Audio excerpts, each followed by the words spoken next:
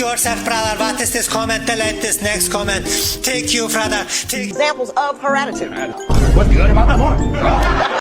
But this race deserves to end. I witnessed this world, this universe be destroyed. That's what a lot of atheists believe, that like bro, they're like so morally like amazing. In the grand scheme of things, with their morals, they would probably destroy the earth. They would probably be like, oh, this world would be better off without humanity, right? But like, that's not gonna happen anytime soon. So.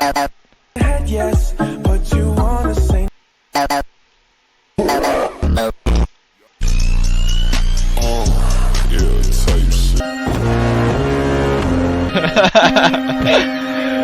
Bro, some of these are good.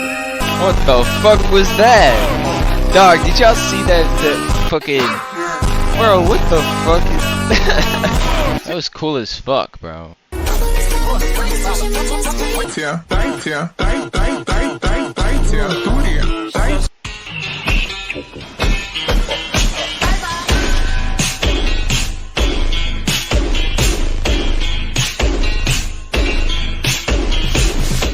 I can't boast too much.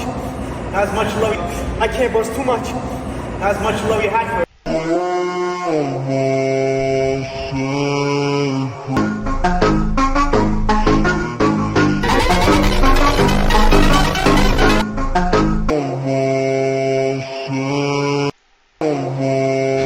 That is so corny.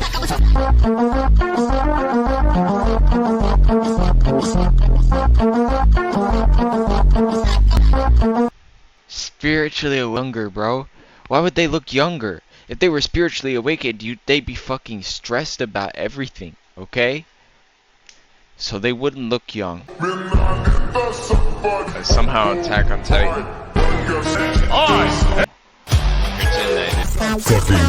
Oh shit, this is long.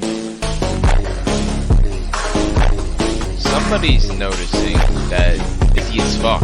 Like, this has 24 likes, as long as the most viral video with this editing style. Okay?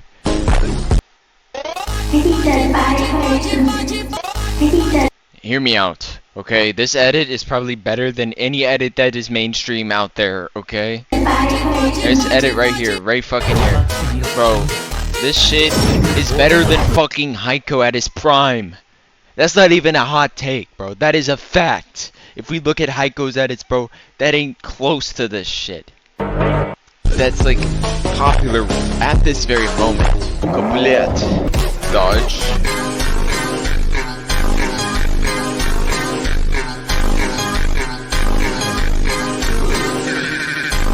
Hey, thank you so much for 4,000 subs.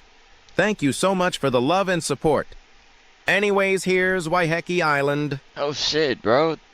Yeah, Kazumi was old, bro, and then he fell off, and then he came back. Whoa! No way. No fucking way. This is really... This edit, bro? This fucking edit? Good. Guys and gals, me Mutahar, coming on. So, you know, ladies and gentlemen, or at least a lot of the people that are pushing bad things on us have slowly come to realize that this is some dumb shit. So actually yesterday, I was a little bit happy to read that the government of the UK was like, we're just not going to limit VPNs anymore. So for the last several months, you know, obviously the internet has become a little bit more restricted. You know, there's been this push for give me your ID and then you can go onto every part of the internet. Basically, we're turning every single place online into papers, please. So this is kind of a mixture of, it's not perfect, but seldom ever any. What's important here is the VPN limitations. So for the past few months, you know, when they implemented these age verification laws and all this stupid crap, you know what people started doing? They started downloading VPNs, and they started downloading them at rates of like 300, 400, 500 fucking %. You know what I mean? Immediately overnight, people in the UK, Australia, all over the world, right? Wherever this shit is passing, people are like, wait a minute. I can't access my favorite websites. I can't access things online without giving my ID. Fuck that shit. I'm going to route myself through Nigeria. I might route myself through Italy. I might route myself through France. Overnight, motherfuckers were discovering that they could harness powers of teleportation over cyberspace. Now, ladies and gentlemen, what has effectively happened over here? Well, the government over here has scrapped officially the idea of restricting VPNs.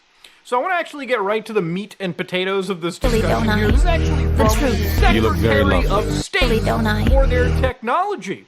So on the 15th of July, and I'm proud to say, going all the way down to the risks of circumvention. Remember, every time these people did draconian fucking shit, there's some privacy busting, some like surveillance shit, they're always like, guys, there's some problems. People might they might enter a false age. They might even use somebody else's accounts. While it's not possible to entirely eliminate this, requiring the use of highly effective age assurance is one of the best ways to make a meaningful difference. Okay, so I don't really agree, but the VPNs they mention have a legitimate privacy, and there's like journalists who need them. I even mentioned, where like a fucking ex-boyfriend or a girlfriend, they're basically hunting their ass down. They buy burner phones. They basically use services where they don't have to give up their information, and they try to escape add an extra layer of safety for yourself on the internet. VPNs don't just like, don't get me wrong, they're not a bulletproof shield, but having the ability to hide your location or your ISP, or at least hiding activity. So basically what they said was they are not going to age gate or ban VPNs. So basically they realize it's impossible. This is not one of those situations where the government backed down for no reason. They backed down because they realized, oh my god, this is technically the stupidest thing we've ever fucking possibly thought of. You know what I mean? When you come up with an idea in your head, you don't really know what the fuck you're talking about, and then everyone around you, the people that actually know about computers, they come and tell you, guys, it's really not possible to be banning VPNs. In fact, I myself, the fat Indian that I am, made a video about 3 weeks ago where I showed you step by step, ladies and gentlemen, one night, a VPS from the internet, right? This could be a server you buy for $8 a month. This could be another computer in a part of the world. This could be really anything.